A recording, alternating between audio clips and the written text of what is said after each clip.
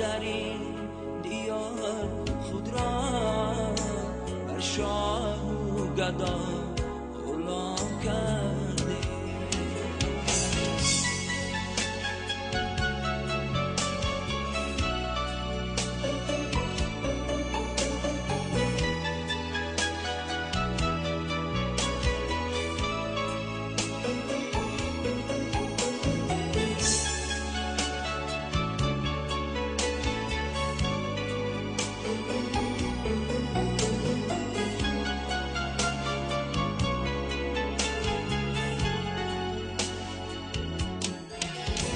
محتاجی هزار مرد و نامرد آواره ایسر مقام کرده. پژمرده گلی رمیده بورا افسوس که احترام کرده. پژمرده گلی رمیده بورا افسوس که احترام کرده. ز فکر و خیالی خام کرده. بی ادبان سلام کرده.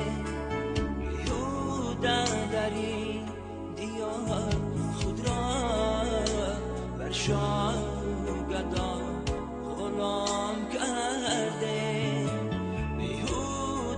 در این دیار خود را بر شاه و گدا غلام کرده.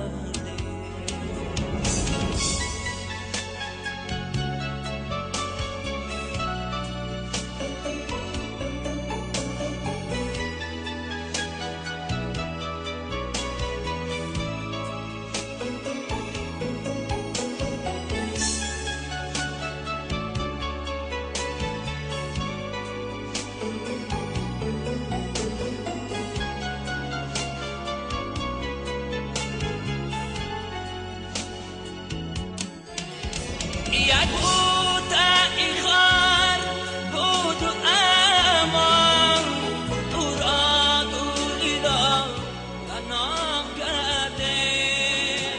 گفتم کنه جنگ و جنجال اندیشه ایخان سوام کرده. گفتم کنه جنگ و جنجال سوام کرده. ز فکر و خیال خام کرده. بی ادبان سلام کرده. بیهوده در این دیار خود را بر شاه و گدا غلام کرده. در این دیار خود را بر شاه